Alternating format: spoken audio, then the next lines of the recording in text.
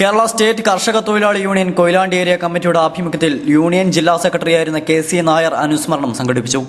Chengottukavu ആന്തട്ട UP സ്കൂളിൽ union ജില്ലാ acting secretary C ബാലൻ അനുസ്മരണം ഉദ്ഘാടനം ചെയ്തു. ഏരിയ സെക്രട്ടറി P ബാബുരാജ് പ്രഭാഷണം നടത്തി. V കൃഷ്ണൻ സ്വാഗതം പറഞ്ഞു. VM ഗംഗാധരൻ അധ്യക്ഷത വഹിച്ചു. AK ബാലൻ, VP ഗംഗാധരൻ, ആനപ്പൊയിൽ ഗംഗാധരൻ എന്നിവർ സംസാരിച്ചു.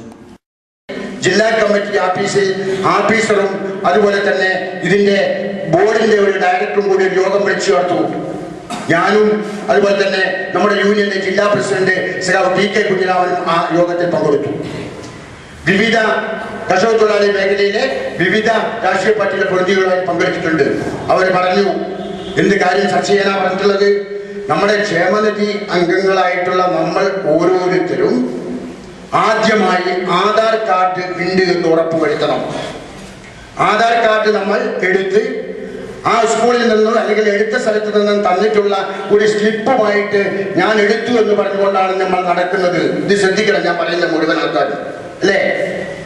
പലർക്കും ആ ത്രിവർണ്ണ പതാകന്റെ നമ്മുടെ ഇന്ത്യയിൽ അടയാളമുള്ള ആ സാധനം വന്നിട്ടുള്ള ആളുകൾ വളരെ കുറവാണ് അല്ലേ? എല്ലാവർക്കും കിട്ടിയോ? ഒറിജിനൽ ആധാർ കാർഡ് എല്ലാവർക്കും കിട്ടിയിട്ടില്ല.